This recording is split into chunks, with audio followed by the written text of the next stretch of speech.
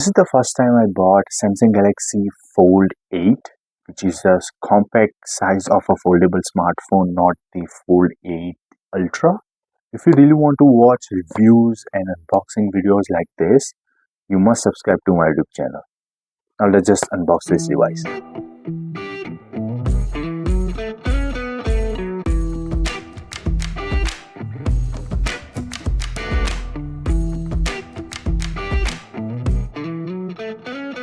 I'm feeling it. My bones telling me it's right. It's so different. So here comes the Galaxy Z Fold 8. This is not the Ultra. This is the passport size of a smartphone. So this is a new design from Samsung. So this is its box. Nothing new as usual, and there is no any color impression or anything. You cannot judge by the box. And by the way, this is a 512 GB variant. I was okay with the 256 one, but I couldn't get that one because of the shortage of smartphones.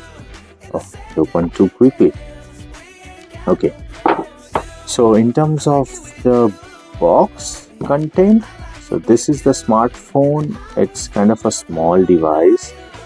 What about this one? Let's just open it. We'll see what it comes with it. It's a big kind of a booklet.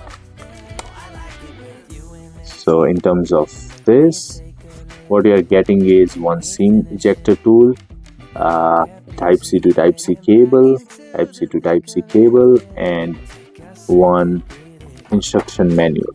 So it's a quite good looking device. It's very thin, and there are two screen guards which are already applied.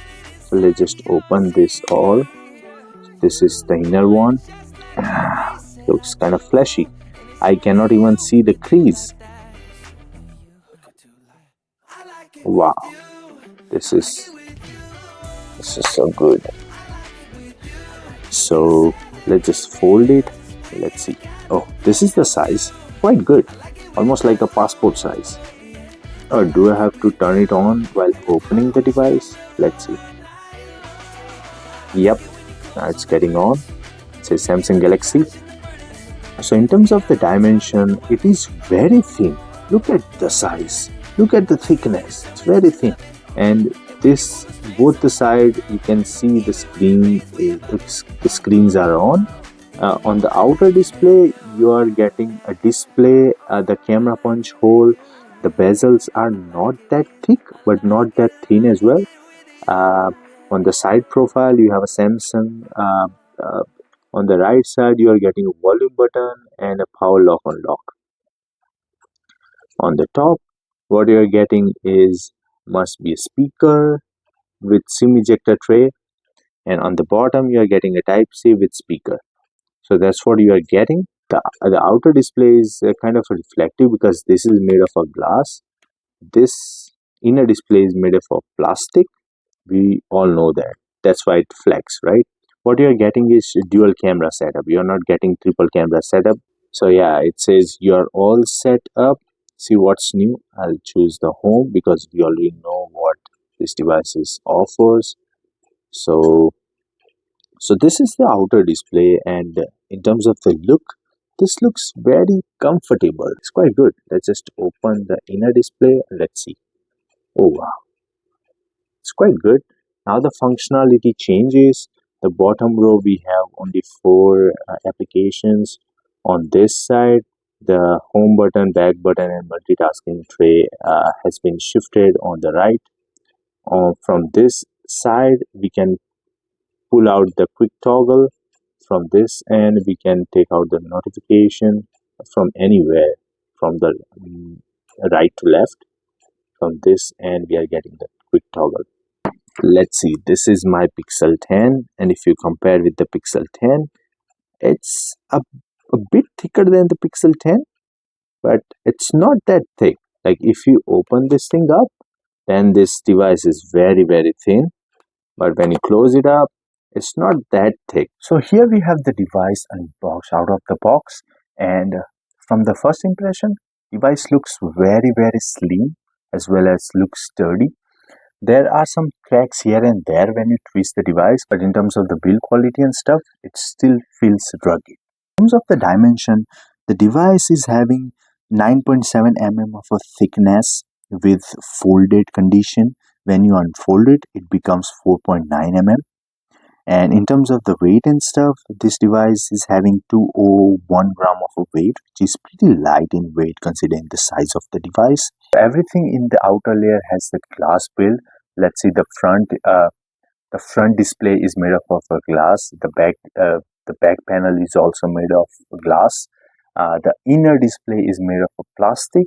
If we talk about the inner display size, it has 7.9 inch of a display with 404 ppi of a pixel density. It does have an anti-reflective coating on the inner display as well. Quality of a display, it's a LTPO AMOLED display with 120 Hz on both the sides. The inner display has a peak brightness of a 3000 nits, which is pretty bright. I've already taken this device outside and checked the display quality and the brightness. It was pretty bright.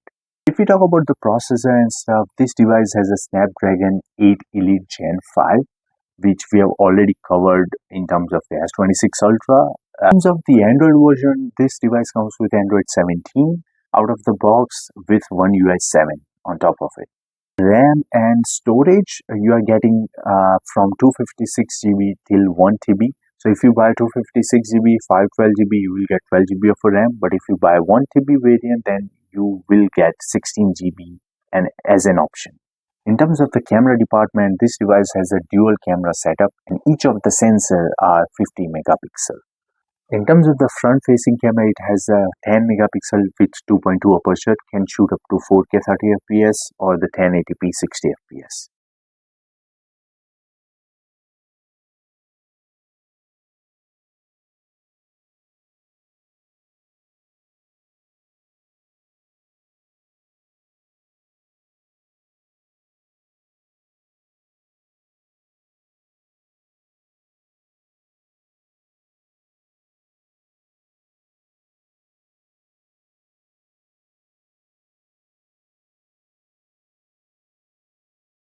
In terms of the different connectivity, definitely the foldable devices doesn't have any S Pen connectivity, but in terms of the fingerprint sensor, it doesn't have any ultrasonic in-display fingerprint scanner. It has mounted on the power button, just like flip phones and some older Samsung devices as well.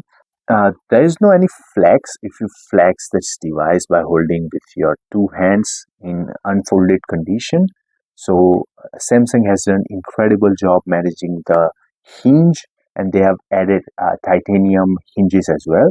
That's why we are not getting that crease which we used to get in older foldable devices. This device can be considered to be the Samsung flagship devices, so tech support will be available in this device. In terms of the battery department, this device has 4800 milliampere of battery, and I am pretty shocked because when you unfold the device, the each and every panel, the device has two panels. The battery can be shared or on the only one side, which is pretty thin, and they have managed to put 4800 of a battery, which is great in my opinion.